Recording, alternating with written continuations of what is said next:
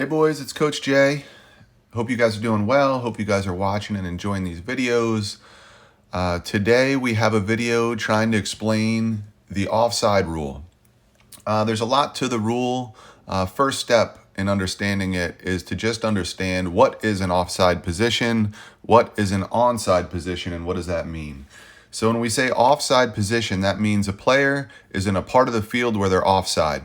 What is an onside position? Onside position means the player's in a part of a field where they're onside. So if we can learn that, and if we can keep our players in an onside position, make sure that we don't go into offside positions, then we don't have to worry about all the details of this rule and we can learn them as they come. All right? So first, let's talk about what an offside position is.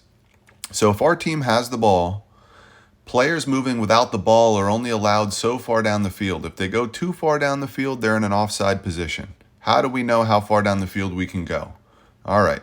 Well, the rule is you're only allowed to go so far down the field so that there's two players in the other team behind you. So who's going to be the first player closest to the goal will always be the goalie. They're pretty much always going to be in goal, so hopefully that's them. So it's really the goalie and the next closest defender. That's how far allowed down the field you're allowed to go. Okay, at this point, number 9, the striker, is onside.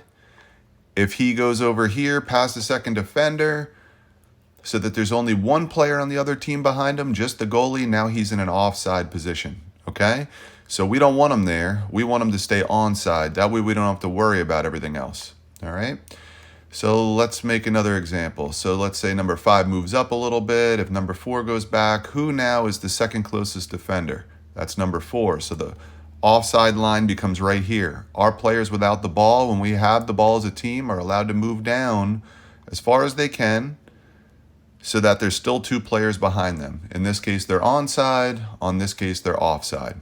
Okay? As the players move up the field, we got to know that this line moves up. Now, all of a sudden, this number 9 is way offside. All right? They'd have to come all the way up here to be onside. Good news is that that doesn't happen all the way up the field.